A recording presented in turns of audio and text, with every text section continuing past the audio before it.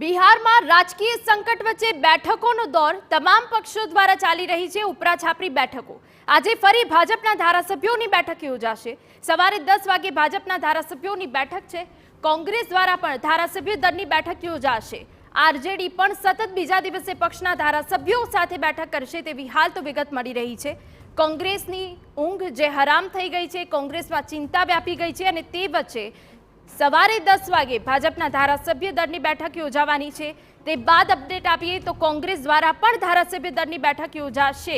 એટલે ઉપરાછાપરી એક પછી એક જે રાજકીય હડકંપ આવ્યો છે તેમાં બેઠકોનો દોર શરૂ થયો છે। રાજકીય હડકંપ વચ્ચે ભાજપ અધ્યક્ષ જેપી નડ્ડા બિહાર આવશે।